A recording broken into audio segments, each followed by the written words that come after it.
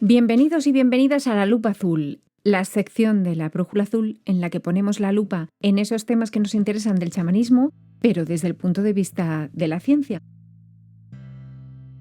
Como viene siendo habitual, está con nosotros Ignacio, porque en el capítulo anterior lo dejamos en lo más interesante, en el sentido del tacto. Estuvimos hablando de los receptores de la piel y de cómo sentimos los humanos los distintos estímulos relacionados con este órgano, que es el órgano más grande del cuerpo, que nos recubre y que nos protege. Y en este capítulo nos toca hablar de las enfermedades del tacto y de cómo sienten otros seres vivos en el planeta. Bienvenido, Ignacio. Hola, Alicia. Nos toca seguir hablando del sentido del tacto y en este caso de las enfermedades del tacto, ¿no? Cuéntanos. Pues las enfermedades del tacto son más variadas de lo que pensamos. Si quitamos un poquito todo lo que serían las quemaduras, los picores, etcétera, todas las enfermedades físicas que pueden ocurrir en la piel y nos centremos un poquito más en esa interpretación que hacemos de los estímulos que nos llegan a través del tacto, presión, etcétera, podríamos encontrarnos primero con la hiperestesia, que es la sensación exagerada de los estímulos sensoriales, que por ejemplo el menor roce te moleste mucho. Esto, en lugar de ser algo bueno, está asociada a intoxicaciones, a incluso a enfermedades mentales. Resulta desagradable. Nos tocan suavemente, pero nos resulta muy desagradable. Luego, lógicamente, podemos tener enfermedades asociadas a una disminución de estímulos, es decir, que vas perdiendo como el tacto, incluso que a pesar de que toques algo, no percibas nada. Tú tocas la mesa, pero no te llega ninguna sensación de la madera. Hay que pensar que hay otras enfermedades que se producen cuando en el cerebro no se realiza la asociación entre el estímulo y lo que sería el recuerdo o incluso lo que estamos viendo. Hay un tipo de enfermedad que es que las personas no son capaces por el tacto de distinguir las cosas. Sostienen un objeto, lo van midiendo con la mano, lo van tocando, pero no saben qué es. No tienen, digamos, esa capacidad de asociación. Por tanto, ya estaríamos hablando de una enfermedad del cerebro más que de lo que sería el tacto. Ya estamos viendo que en todos los sentidos siempre hay unas enfermedades, digamos, físicas y unas enfermedades mentales, en el sentido de que perdemos esa capacidad de asociación. Cuando tú estás hablando de pérdida del sentido del tacto, a mí lo primero que me viene a la cabeza es un accidente en el que te quedas inválido con una lesión en la médula. En ese sentido pierdes la movilidad, pero también pierdes el tacto, ¿no? Sí, correcto. Si se produce una lesión en la médula espinal, se pierde la movilidad, bien puede ser de las piernas o de las piernas y los brazos, y se pierde lo que sería la sensibilidad, es decir, puedes sufrir una herida y como no llega esa información al cerebro, pues no te da una sensación de dolor. Pero ni de presión, vamos. Esto ocurre porque se pierde la información por el camino, porque no llega hasta el cerebro la información. Exactamente. Fíjate, por ejemplo, que también la anestesia, que nos inyectan las sustancias químicas para anularnos la sensibilidad en una zona. Entonces, por ejemplo, la anestesia lo que hace es dormir esa zona, ¿no? Todos más o menos en algún momento nos han puesto una anestesia local, luego estaría la anestesia total y no somos capaces de percibir esos estímulos dolorosos ni de tacto. Aunque por poner un ejemplo respecto a cuando percibimos el estímulo del tacto, es como cuando se te queda la mano dormida. Cuando se te queda la mano dormida tocas algo, pero a lo mejor lo notas, pero como si estuviera casi a través de algo, ¿no? Muy grueso. ¿Y a qué se debe esto de que se duerma la mano? Pues simplemente que no llega el riego bien. Pues por ejemplo, cuando nos quedamos dormidos y tenemos la mano debajo de nuestro cuerpo, pues la presión que se ejerce sobre los vasos sanguíneos hace que no se irrigue bien la zona y se pierde sensibilidad. Hay veces que una lesión en los nervios también puede provocar que se quede esa sensación de acortonamiento, de tocar algo y que notes un poco como cartón, que no notes muy bien con la mano, con la muñeca, etc. Y luego, así como enfermedad curiosa, hay gente que tiene una ausencia total o parcial del dolor. Hay gente, como veíamos, que sufre menos dolor de lo normal, pero hay algunos casos muy raros en los cuales las personas no sienten ningún tipo de dolor. Esto, que nos puede parecer como una bendición, también es una maldición, porque el dolor está ahí para avisarnos. Cuando nos duele algo, cuando se nos inflama algo, lo que quiere decir es que hay un problema, que tenemos que tener cuidado. Una persona que no sufre ningún tipo de dolor puede quemarse al coger una tetera con agua hirviendo y, como no nota dolor, sigue haciendo cosas y la herida se agrava o se rompe el tobillo y se vuelve a levantar. Claro, los huesos se van a romper. Hay leyendas que dicen que en la India, con un tratamiento con drogas y tratamientos hipnóticos, se podía hacer un tipo de asesinos que servían a la diosa Kali, que podían ser insensibles completamente al dolor.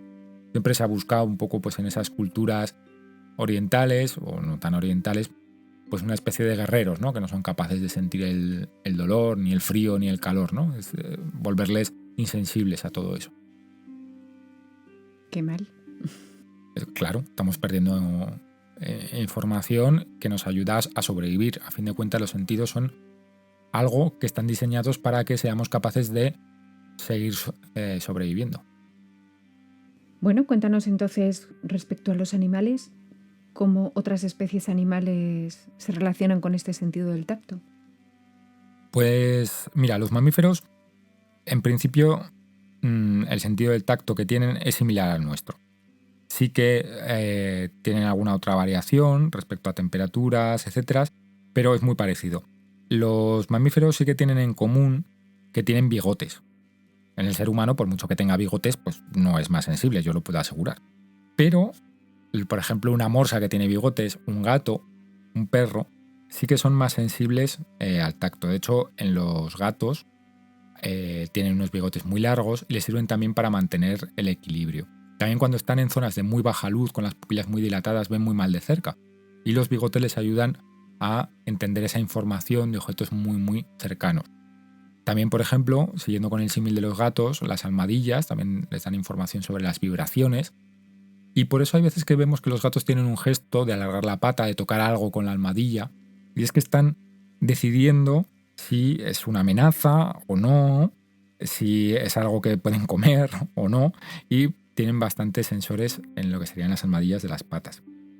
Luego sí que hay variaciones, por ejemplo, los gatos son menos sensibles al calor, aguantan temperaturas hasta 52 grados, pueden tumbar encima de una estufa y están ahí cómodamente hechos un ovillo. En cambio nosotros a 52 grados tendríamos una sensación ya vamos, nos quemaríamos, tendríamos daños en la epidermis. Luego también es muy interesante los animales no mamíferos. Los animales no mamíferos, las neuronas se especializan, digamos, en otros ámbitos que los nuestros. Les interesan otras cosas. Por ejemplo, detectan cuando hay 40 grados centígrados o más. Hasta entonces no se activan esos receptores. Otras veces, por ejemplo, saltan cuando hay un pH bajo. Todo esto estamos hablando del sentido del tacto como información sobre el entorno, ¿de acuerdo? Un poquito más amplio de lo que estamos más acostumbrados a pensar sobre él. Luego, por ejemplo, hay animales no mamíferos que tienen detectores de capsaicina, que si os acordáis eran lo que llevaban los chiles picantes. Pues ellos tienen sensores para esta sustancia. Y luego, por ejemplo, tienen también sensores sobre el daño tisular, que es un daño en la piel, ¿no? Como cortes, contusiones, quemaduras, pero digamos más grosso modo que los nuestros, es decir, no tienen el sentido del tacto tan desarrollado. Por ejemplo, los artrópodos, pues los insectos, tienen pelos sensoriales, ¿no? Que detectan el movimiento no solo del aire, del agua, de la tierra, necesitan una información del entorno para poder reaccionar. Si hablamos, por ejemplo, de invertebrados, las vieiras, los bivalvos, tienen unos estatocitos, que son una especie de georreceptores en los invertebrados marinos y les indican la ubicación espacial, si están boca arriba, boca abajo, un poco la gravedad. Suele ser una cavidad con algo de origen calcáreo dentro, algo como una esfera de origen calcáreo o algo para que con su movimiento sobre las paredes les diga pues cómo están. Entonces, fijaos en el experimento. Cogieron a un calamar, le quitaron esa esferita de origen calcáreo y le pusieron un trozo de hierro. Entonces el trozo de hierro lo puedes mover con un imán. Entonces iban moviendo el imán alrededor del calamar y el calamar iba respondiendo, claro, a ese estímulo que tenía en su interior. Y así han detectado, muchas veces que me preguntas qué experimentos les hacen, pues les hacen experimentos de este estilo. Y así saben que el calamar, digamos, es capaz de percibir esa posición espacial, si está boca arriba o boca abajo, con este estatocito y su orientación. Luego, así cosas interesantes que podemos hablar, por ejemplo, en los reptiles.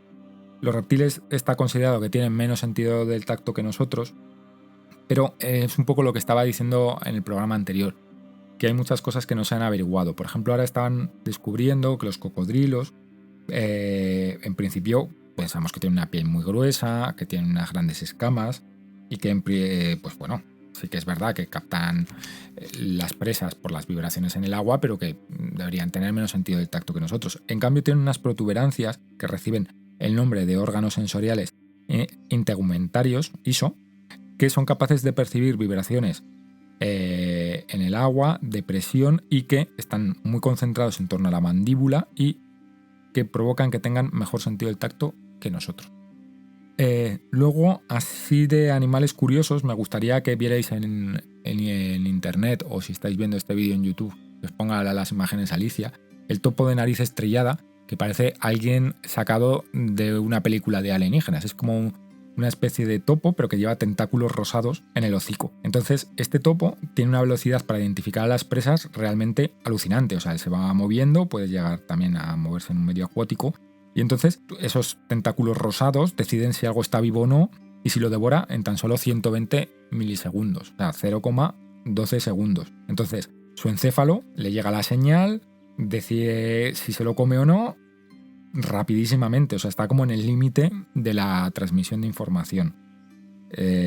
Han realizado una adaptación brutal al medio, han perdido, digamos, la vista, y como hablábamos en el programa anterior de los tíos que han mejorado el sentido del tacto, han desarrollado un sentido del tacto extraordinario, con una capacidad de interpretación de la información también extraordinario. Es decir, no solo hay una adaptación fisiológica, sino hay una adaptación, digamos, mental. Adaptan su cerebro a interpretar ese tipo de informaciones. Pues me parece muy interesante. He oído alguna vez en algún documental, creo recordar, que se estaban haciendo estudios con plantas también respecto al tacto. Sí, hay estudios muy muy interesantes. Las plantas son los grandes desconocidos y hay científicos que dicen que las plantas son animales sintientes mucho más evolucionados de los que pensamos. ¿Animales? Perdón. Seres vivos. Seres vivos. Por ejemplo, para que veamos ejemplos de respuestas de plantas a estímulos. La mimosa cierra sus hojas cuando alguien las toca. Pasan la mano cerca y cierran un poco los pétalos como protección, es decir, tener un sentido del tacto capaz de percibir nuestra mano. Luego tendríamos las plantas carnívoras, que es mucho más de película, como la Venus atrapamoscas. Tienen unos pelos sensibles colocados en lo que sería la boca, pero son muy ingeniosos. Por ejemplo, si tienen 6 pelos sensibles, si hay algo que toca uno de ellos, no se activa. Lo que sería la Venus atrapamoscas no cierra la boca. ¿Por qué? Porque podría ser algo, una hoja, algo casual. Pero cuando ya tocas 2 pelos que están sensibles, ya la planta ya interpreta que sí, que esto puede ser algo comestible e interesante, y cierra la boca para atrapar a su presa. Luego, por ejemplo, se han estudiado también las plantas trepadoras. Ya sabéis que tienen zarcillos, que son como pseudópodos que se van ahí alargando, se van estirando y poco a poco, digamos, a una velocidad más lenta que la nuestra, se van moviendo y van ascendiendo hacia la luz o hacia el agua, hacia lo que necesiten. Entonces, se ha demostrado que esos zarcillos tienen sensibilidades inferiores a 0,25 gramos, es decir, que objetos que pesan mucho menos de lo que nosotros podemos detectar, nosotros percibimos hasta unos 2 gramos de peso, una planta es capaz de percibir hasta 0,25, sabe que ahí hay un objeto que tiene un peso y es capaz de enrollarse o utilizarlo para lo que ella quiere.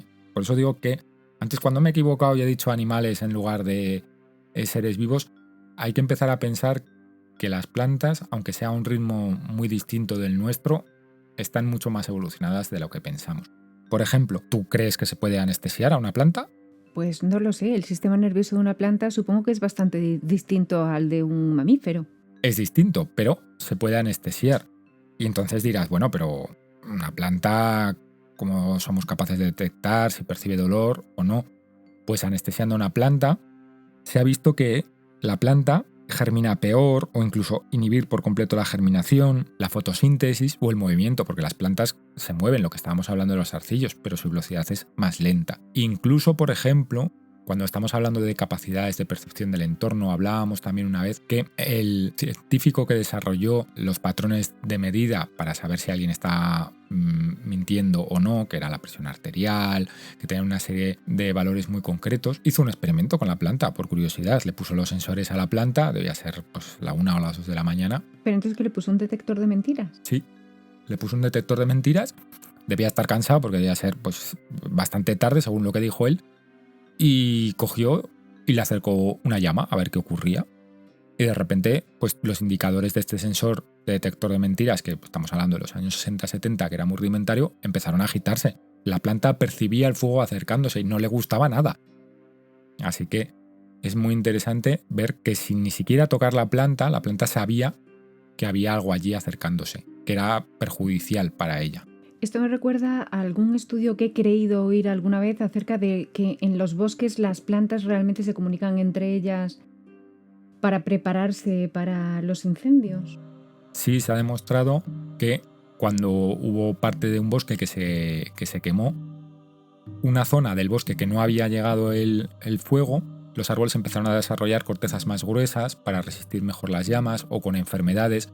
Había parte del bosque que había sido presa de una enfermedad y los árboles que aunque estaban bastante lejos de esa zona, pues también se prepararon y prepararon sus hojas para ser capaces de soportar, ¿no?, esa enfermedad. Hay veces incluso que se dice que todos los árboles están conectados, como por debajo hay una especie de autopista de la información, ¿no?, debajo de los bosques, y que todas esas raíces forman una especie de autopista de la información donde las plantas se van comunicando unas con otras. Nos queda mucho por descubrir de las plantas.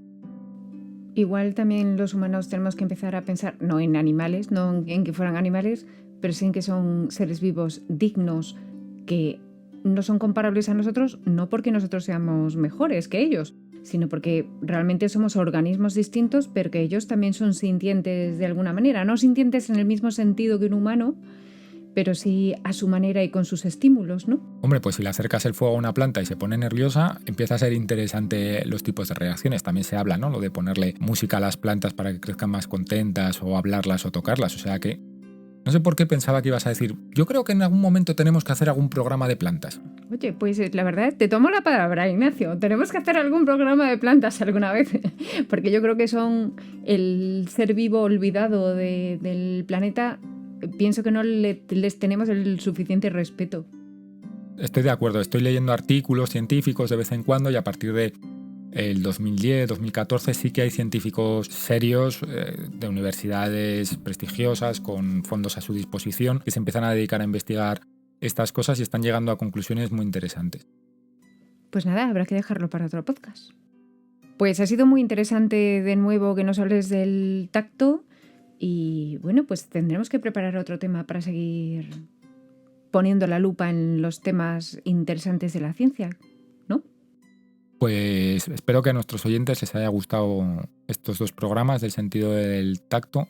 Es mucho más complicado de lo que parece, nos hemos dejado muchas cosas fuera. El sentido del tacto no solo es tocar con las manos, que si tienes manos pequeñas, por cierto, vas a tocar mejor que con manos grandes, que lo sepáis, porque hay más densidad de receptores en las manos pequeñas, por eso se dice que las mujeres tienen más psicomotricidad fina que los hombres, y es verdad, la gente con las manos pequeñas tiene más psicomotricidad, que lo sepáis. Ahora, dicho esto, el sentido del tacto es mucho más amplio de lo que parece, incluye lo que sería el dolor también, incluye la presión, incluye esos sensores que nos hemos dejado un poco de frío-calor, incluye esas conexiones que hacemos, esas asociaciones en el cerebro de afectividad o de algo bueno, algo malo, informa sobre la posición corporal, las vibraciones de nuestro entorno. Es más complicado de lo que parece. Pues he estado encantada de desarrollar contigo toda esta serie de los sentidos y bueno, pues espero que nos veamos pronto en otro programa. Cuando tú quieras. Venga, pues hasta luego, Ignacio. Hasta luego.